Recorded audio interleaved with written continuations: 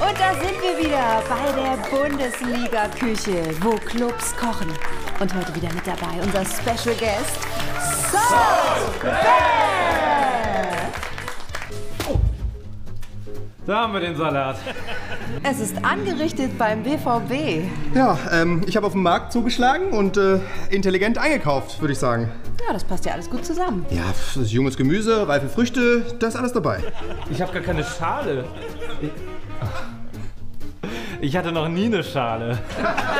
Ja, der SC, der kocht mal sein eigenes Süppchen. Keine überteuerten Zutaten.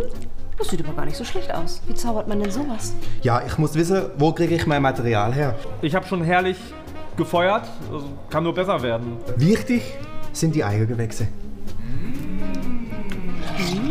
Mein Motto, Brust raus und Angriff. Ich informiere mich gerade über so einen guten Rosé aus dem Salzburger Land. Jetzt mache ich die Dinger wieder rein. Jetzt wollen Sie also in einer anderen Liga mitmischen. The Champignons! Und ansonsten ist mir gerade Pressing sehr wichtig. Werder beweist Mut und bringt einfach mal eine alte Pizza. Schmeckt aber frisch und ist immer noch gut in Form. Und das gelingt jedes Mal? Ja, Prise Glück und ich muss halt immer rauspressen, was geht, gell? Schön über die Flügel. Ja, eine Augenweide. Tja, der VfB kriegt nichts gebacken. Das schlägt natürlich auf den Magen.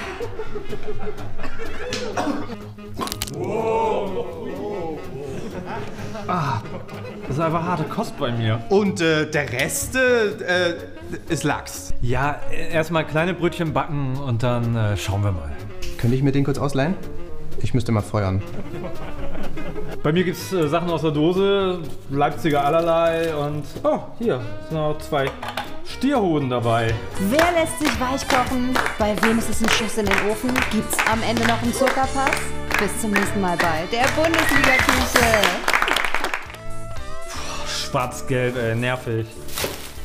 Hey mate, let me make you English breakfast. You break first. Oh! Voll in die Haxe. Leute, das ist total wichtig, bitte zuhören. Das ist sehr, sehr wichtig für uns. Ihr müsst bitte sofort Wumms liken und diese anderen Videos anklicken, sonst grillt er uns. Der grillt uns. Und salzt uns. So eklig.